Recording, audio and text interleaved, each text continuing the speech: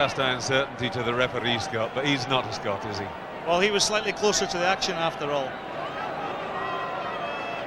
So, a chance for the Springboks to level the score. Yanni de Beer. Now, his kicking is not always all it should be, so it's important for him that this goes. And it does, inside the right post. So, everything level. 3-3 after 15 minutes.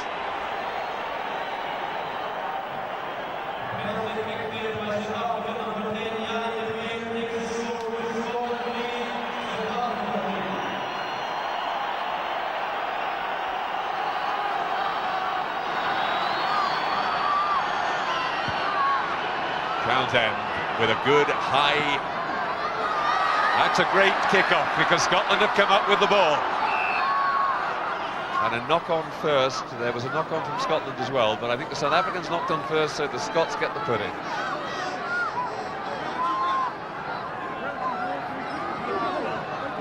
George Graham taking this ball. He just gets it knocked out of his hand, and Colin Hawke adjudges that ball forward.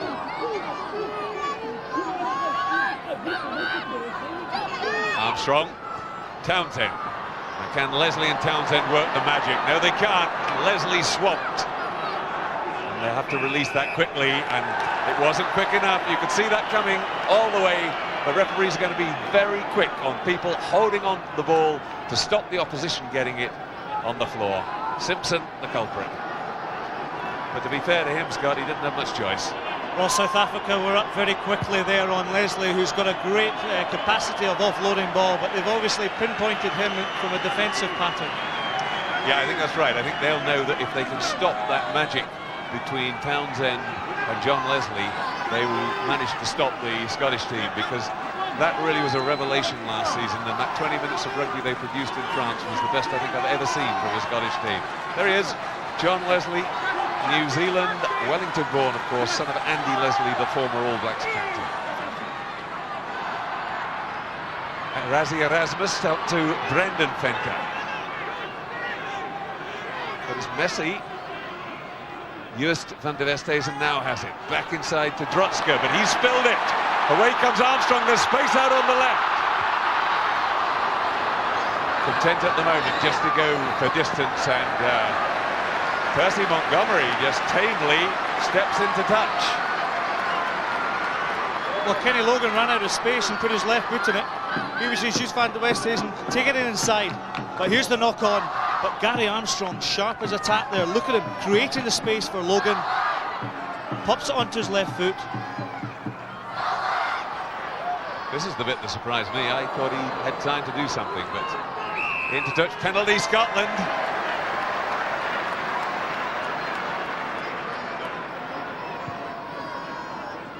And Colin Hawke, I think, just saying to them, you're on the ground, messing around with the ball. I'm not having it from either side. Just please get away from it. That's what the referees are going to be insistent upon all the way through this World Cup. There's the glamour boy of South African rugby, Bobby Skinstad. Still waiting to see whether he is all he's cracked up to be.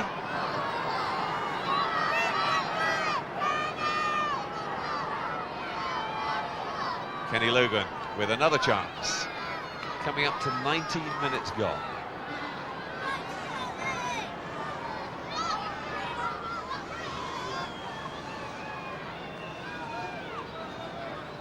This a more difficult kick, but still only about 35 metres.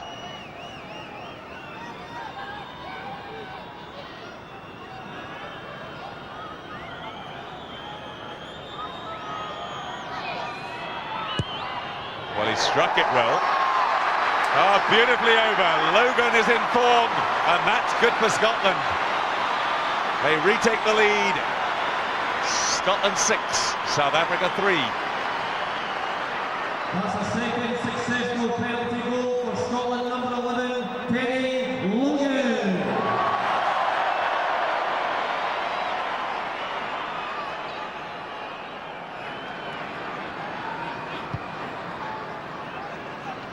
Long kick into the 22. Armstrong feeds Simpson.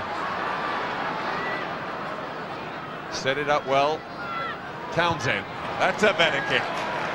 Really got that one torpedoing away. And that's the type of kick we're looking from Gregor Townsend. That just lifts his forwards as they run up there towards the halfway line. Good play from Scotland. Great take from the kick-off by Simpson. The forwards cleared the ball, and Townsend drove that ball down to the halfway line. He's got to do those basics well. He's one of the most exciting attacking fly halves in the world. But there are times when all the forwards want is to be pushed forward. Well, that very nearly was Scotland winning a line-out, but the Scots couldn't quite get it. There was a knock-on by the Scots, so it would be a scrum to South Africa because there was no advantage.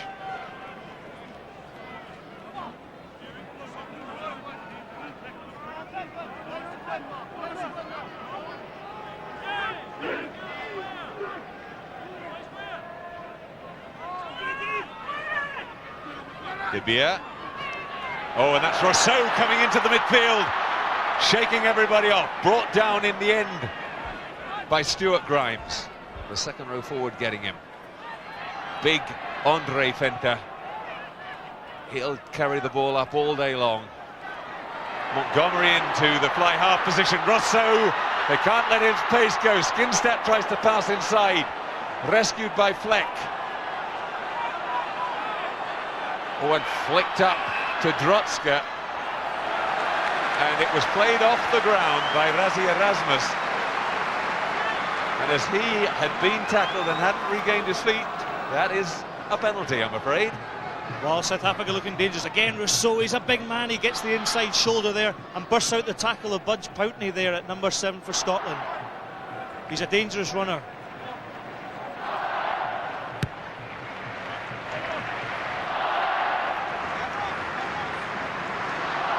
Again, you can see, Scott, these referees putting down their markers and saying this is how we're going to referee it in these early stages, so you better get used to it because we're not going to change. You, the players, have got to do that.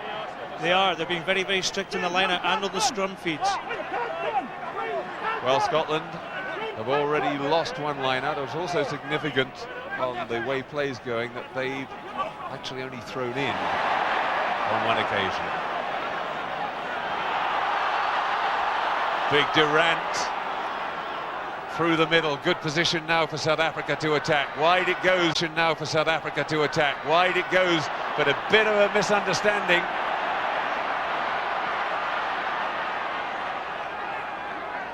Carried on by Brendan Fenter. Fleck made the first run.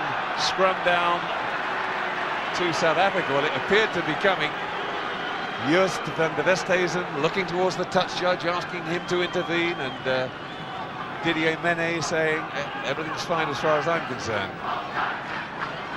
Here we see Venter taking the ball in the tackle. Good physical tackling from Scotland there.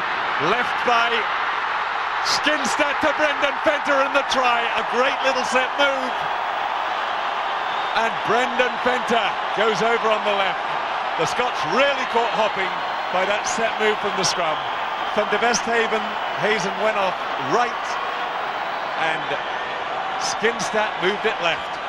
Now watch the angle of running here from Venter. He gets the angle, goes for the corner. Armstrong just not quick enough to get across for the covering tackle. Fantastic running there from Venter. It was obviously a set plan move, and he had enough space and just enough room to squeeze in at the corner.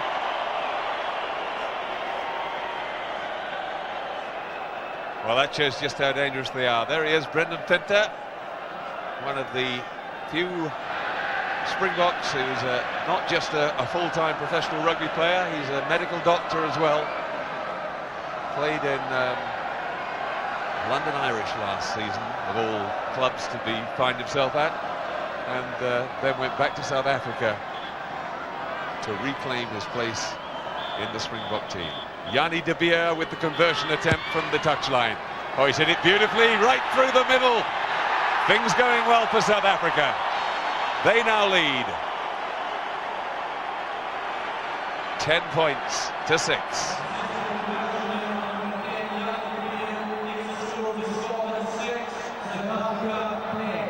Just looking at the scrum feed there, first of all, that's what gave the whole pace into the movement. Venter stretches legs. Wonderful try.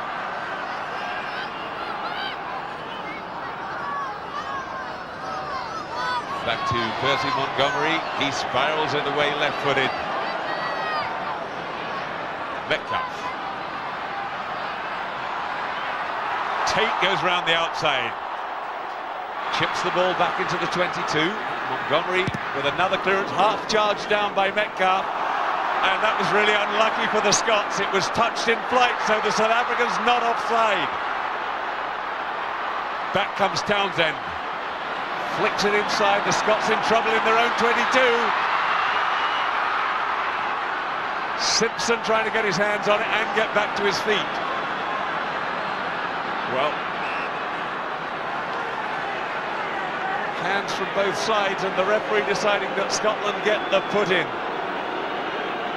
Desperate stuff, but if the put in had gone the other way, that could have been a very, very disastrous little phase of play for Scotland.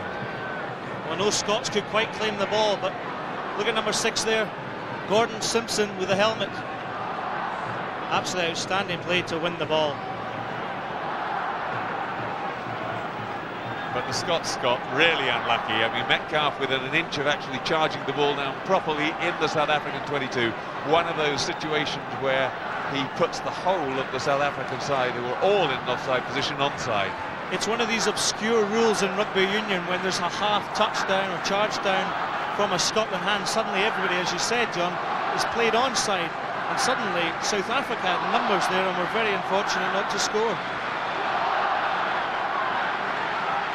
Well, you can bet the South Africans will now really try and put the pressure on the Scots. They're only 3 or 4 metres from the line.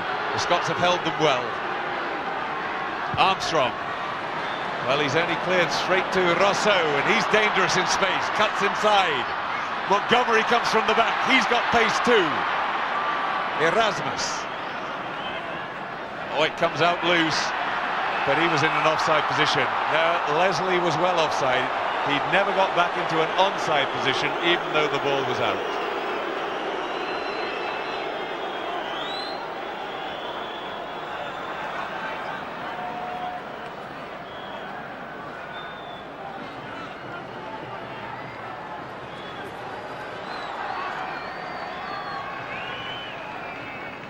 And De Beer has signalled he's going for goal. Well, John Leslie will be kicking himself. It's one of these situations in a rugby field where the ball pops out the back of a ruck. You know, your instant reaction is actually just to pick it up, and rightly he was penalised for being in an offside position. Yeah, he'd have been fine if he'd got back behind the hindmost foot and then come forward, but he was loitering with intent in the eyes of the touch judge, because it was Didier Mene who pointed that one out to the referee. Played his first game against the Lions in '97. Of course, the British team upset all the odds by defeating the Springboks in the Test series when they were given no chance at all when they left Britain. South Africa leading 10-6. De Beer with a chance to stretch that further, and he hasn't wasted it. Straight through the middle goes the kick again. 13-6 to South Africa. 28 minutes gone.